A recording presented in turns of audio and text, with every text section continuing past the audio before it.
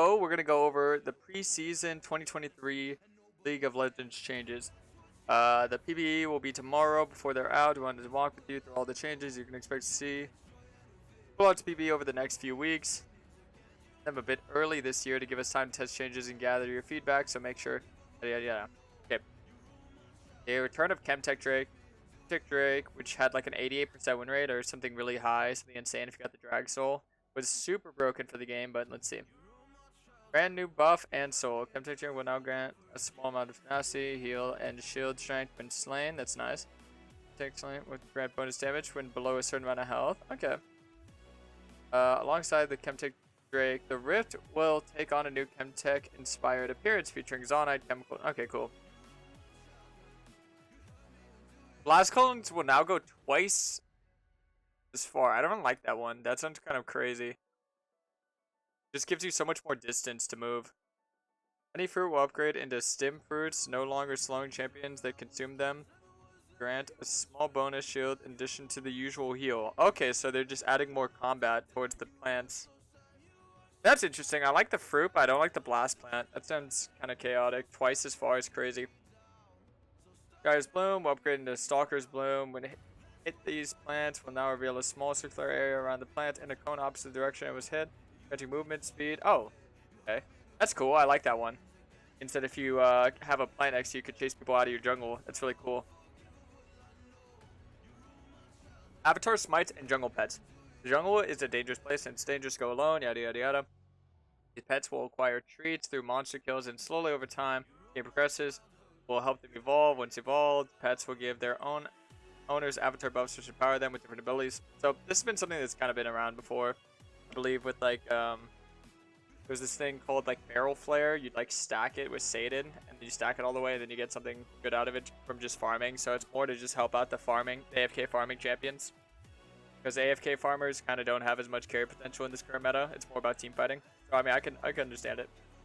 Be the pet of choice for junglers looking to play more aggressively. Yada yada yada. Be the pet if perfect for junglers to frontline and tank for their team. Oh, so they're actually making so every jungler gets advantages from farming. But you see, some will be better more towards the mid game. Some will be better for the early game. So kind of like snowballing, like early game assassins. Like Blue Kayn would do really well with the aggressive one. Slow in the damage. Slow is a little bit of an overkill. I don't know why they're giving us slow and damage. That's kind of crazy. It'll mean more junglers will be viable. More champions will be viable in the meta. Pet will be great for junglers looking to rotate and move around the map more quickly. It will provide bonus movement speed. That's interesting too, because I'm wondering who, like, I don't think who would take movement speed over damage or like tankiness. Because you either have the tanks, which are typically slow and good at team fighting, and you want them to be tankier, and then you have the high damage. We usually already have natural born high mobility, so kind of weird. It's kind of weird. I feel like this one's kind of just there to be there. Maybe it'll be really overstated, so it'll be OP, but I don't know. I don't like that one. Effort to make jungle more welcoming to players unfamiliar with the role, we'll be adding visual leashing indicators that will show how far camps can be pulled before their patience starts. Okay, so just make it a little bit more noob friendly. That's fine. I feel like the jungle is extremely hard if you're new. So many lower elo junglers just mess up on so many of the most important things. By the way, this was Karasmai. Dirtbait, thanks for the 9 months. Welcome back. Win this game. 9 months. Our baby is officially born. Another addition we have to make more accessible are jungle paths for every champion. That's fine. Its first player paths were determined by gathering data from ice code junglers on that. Okay, that's fine. Making the jungle easier for newer players. Communication tools. So more ways to communicate through pings. I think that's great. I think a lot of times you don't really need to type as much. It'd be better. I like that a lot. That's cool. We're also adding an entirely new ping wheel that focuses primarily on vision. Use this wheel now indicate the following: vision cleared, enemy vision, need vision. That's great. I love that. Objective voting. Getting your team on board with taking an objective can be difficult, and having everyone ping on my way. That's our retreat. If it can get very confusing, we're introducing a new voting function that will appear. Wow, that's amazing. That sounds great. Yeah, because so many times you're in elos where people just are not paying attention to the objective at all. The majority of players will just completely not focus on the objective at all. So that'll be amazing. Sounds great. That's amazing. Last communication change we have for you is a small quality of life update that will notify friction and off-screen ping came from By displaying it on the edge of the screen, enemy missing pings will show on your screen regardless of where they are pinged on the map. Or retreat on will only be displayed if they're pinged within 3,000 units. Ooh. Okay. That's a good one. All these changes look really cool. Allied ward tracking. While there are currently ways to see how many wards you have out, there isn't a quick way to check which wards are close to expiring on the menu looking at every ward. We're now introducing new ward visuals on the minimap that will indicate wards are expiring. Okay, making it a little bit more noob friendly. That's cool. I feel like that's only at the highest elos will you ever notice people paying attention to stuff like that, so that's good for the majority of the player base. Enemy ward timers. It'll be hard to keep track of every single ward that gets placed on the map, and even hard to do successfully communicate that information to your teammates. Now, if you ping an enemy ward that you saw them placed in the last 10 seconds, a perfectly accurate ward timer will appear until the ward is removed or expires.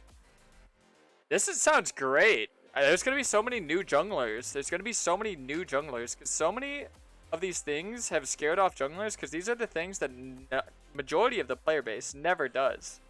Some people might act like they do, but majority never do. This is the type of stuff you only see in Challenger. A lot of this Challenger exclusive, like keeping track of the wards, making sure everyone rotates the objective, using the right communication, knowing when wards are, like, knowing which places to ward and communicating that. Seems amazing for new junglers.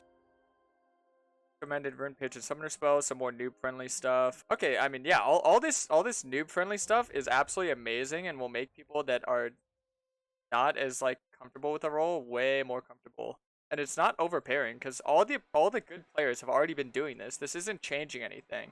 It's not giving anyone anything for free. Like, we already do this. Like, it's not dumbing the game down at all. It's already stuff we've been doing. It's just making it more noob friendly, and that's cool. We'll also be making adjustments to help top laners scale faster and hit those key items. Okay, that's great. Solo lane experience. Solo lanes will now receive a 95% experience multiplier, previously 93% for minions. Ooh. Solo lanes will now receive 22%, previously 24. Ooh. Mid lane gold changes. All minions spawned in mid lane will be worth 1 less gold for 14 Karasmai minutes. disgusting Kayn one trick. Thinks he's good. Wow, so not only are they nerfing bot lane, they're nerfing mid lane a little bit, and they're making top actually like a worthwhile role to play. Oh, Let's Club, thanks so much for that resub. Updated items, okay. So we have a new mythic, 40 health, 30 armor, 30 magic resist, 20 abilities. For each second in champion combat, gain a stack, grants 3 armor. Okay, so a tank item, that's cool. It's like draining enemies from around you. For 4% of your maximum health each, reduced to 1% against minions and monsters. When you resist from stacks. Wow. 60-second cooldown. That's a pretty low CD for such a great... Because you could use that like fight after fight after fight.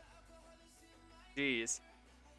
Passive grants all other legendary items. Wow, so that's a great way for tanks to just absolutely destroy. Jesus. Radiant Virtue, here's another one. So just making tank items a lot smoother. When casting your ultimate, you transcend, increase your maximum health by 10% for 9 seconds. Wow. With transcend, you and your allies gain 25 non-ultimate ability haste. You and your allies will also heal 1.5% of your maximum health every 3 seconds. Increase up to 100% based on the champion's missing. Up to 100% based on the champion's missing health. Healing is doubled on yourself. Wow, this one seems crazy. What? Wow, they really want teamfighting and tanks to be good. Especially in the top lane. Top lane tanks that are just going to be way ahead of everyone. Wow, this looks so amazing. Because, you know, tanks means red Kayn's better, by the way. If you guys don't know that. Okay, here's another one. Iceborne Gauntlet. After using an ability, your next attack. Okay, I think this is like the old Iceborne Gauntlet. Yeah, the AoE Frost slow.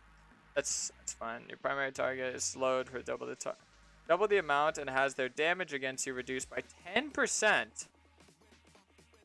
So, yeah, you have ones that are just better for team fighting, ones that are more aggressive, and then one that's more utility based. I feel like this is going to be the one a lot of people will want to go. But if they have like high mobility, you can go this one. And if you're like... See, if you're ahead, you can build this. Maybe like on a Shyvana or something. Something that doesn't really struggle with getting on top of people. That already has the damage. That's awesome. Okay, let's see. Here's another one, though. Base health regen. I always find, like, base health regen's kind of, like, eh. 800 health. So this must be more like a top lane mythic.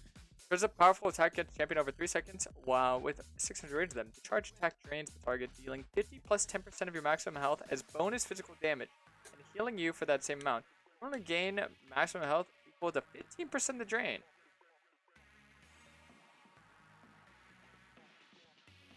Wow. Grants all the legendary items a 1% increased health and 6% champion size. That just sounds fun. I like these. I like these a whole lot. They're making tanks. Not like really huge, humongous damage threats, but just more so tanky, because instead of tackling all the sustain champions, they're just bringing in tanks.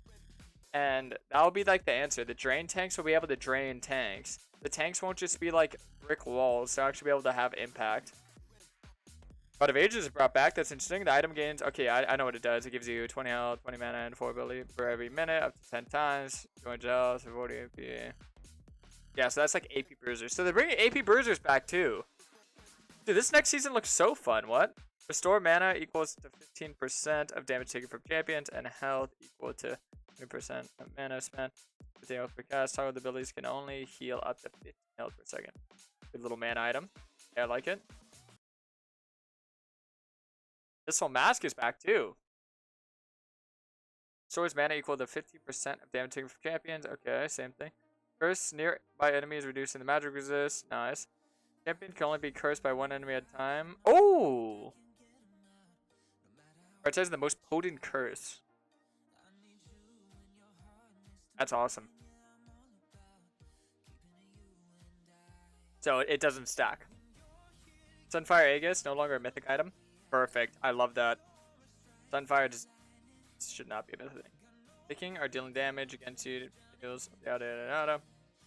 And dealing 15 damage. So yeah, it's not a mythic anymore. M-Tank's not a mythic too. Ooh. That makes a lot more interesting. And do its omen. Okay, this needs a buff. Okay.